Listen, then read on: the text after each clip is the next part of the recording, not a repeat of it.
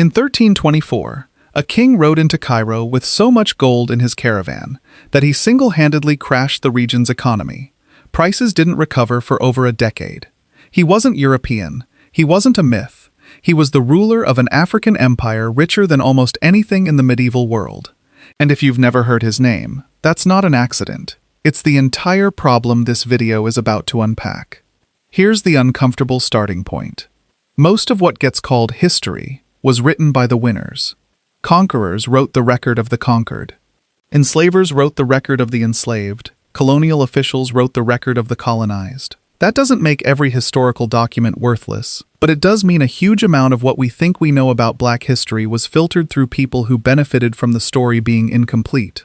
The fuller picture, pieced together from archaeology, oral tradition, and records produced from within these communities, is longer, richer, and considerably more complicated than what usually fits into a single unit between Thanksgiving and winter break. So let's start at the actual beginning, not the middle.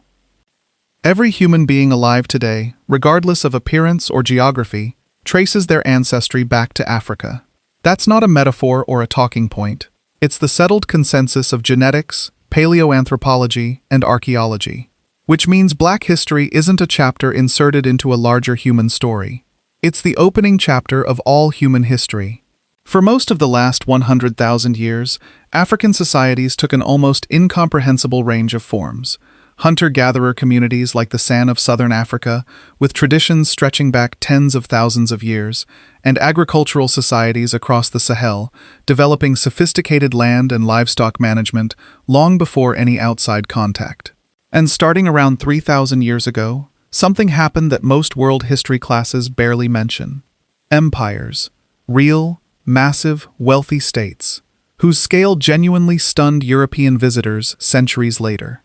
The Kingdom of Kush grew powerful enough to conquer Egypt itself, producing a dynasty of Nubian pharaohs. The Aksumite Kingdom in modern Ethiopia became one of the four great powers of the ancient world, alongside Rome, Persia, and China, minting its own currency and adopting Christianity as a state religion in the 4th century, well before most of Europe did. Great Zimbabwe's stone walls, built with no mortar at all, still stand today. And the empires of Ghana, Mali, and Songhai controlled the trans-Saharan gold and salt trade for roughly 1,000 years. Which brings us back to that king from the opening, Mansa Musa of Mali, whose 1324 pilgrimage to Mecca was so lavish it depressed Mediterranean gold prices for years afterward. That's not even the twist yet. Stick with this, because what happens next to these civilizations is the part that reframes everything. When the transatlantic slave trade began in earnest in the 15th century, it didn't happen to primitive societies waiting to be discovered. It happened to sophisticated civilizations with their own governments, scholarship, and centuries of accumulated wealth. Timbuktu alone housed libraries with hundreds of thousands of manuscripts on law, medicine, and astronomy, many of which still survive today. The slave trade wasn't a rescue or an origin story. It was the deliberate, systematic destruction of thriving societies, on a scale that's genuinely hard to hold in your head. Somewhere between 10 and 12 million people survived the ocean crossing alone, over roughly 400 years, in what remains the largest forced migration in recorded history to that point. If you're finding out how much of this was left out of what you were taught, subscribe, because the part of this story that gets told even less is what happened after. Because here's what standard accounts consistently underplay: how people actually survived it. Enslaved communities didn't just endure. They preserved language, spiritual practice, kinship structures, and music, deliberately, collectively, under conditions designed to erase all of it. That preserved musical tradition became, over generations, the foundation of nearly every major American music genre of the 20th century. Blues, jazz, gospel, soul, funk, hip-hop, created by people who were legally denied basic rights the entire time they were building it. And resistance was constant, far more organized than most people realize. In the 1790s, a colony of enslaved people in Haiti did something no one thought possible.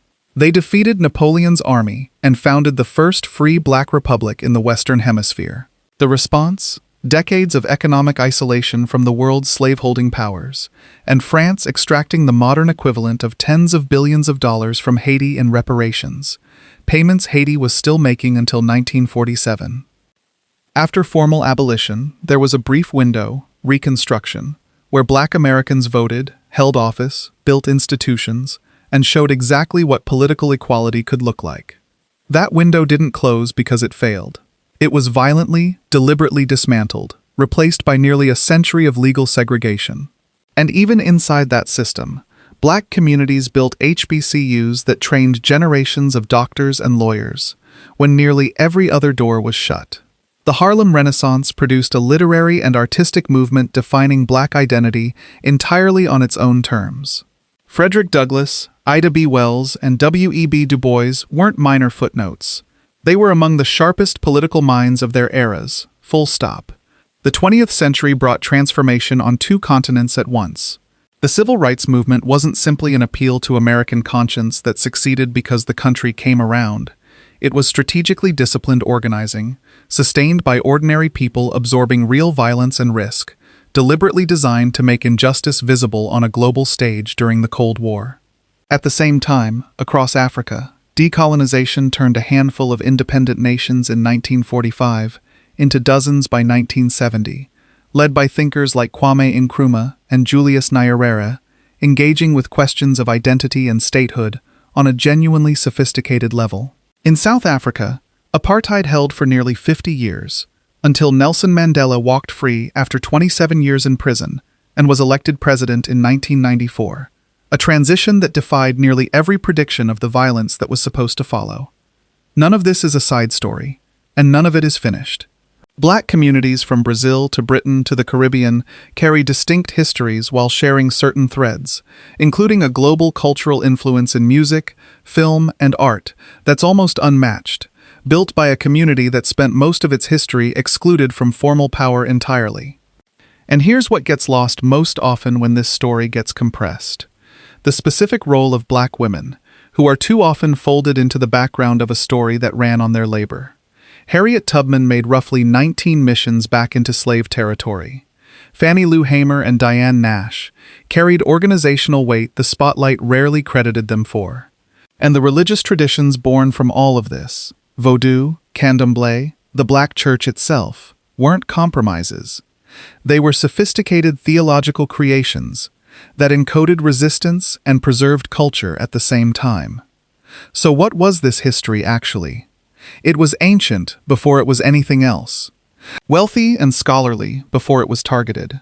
Resistant and creative, under conditions built specifically to prevent resistance and creativity. It's one of the longest, most consequential stories in the entire human record, and by any honest measure, still being recovered, and still being told.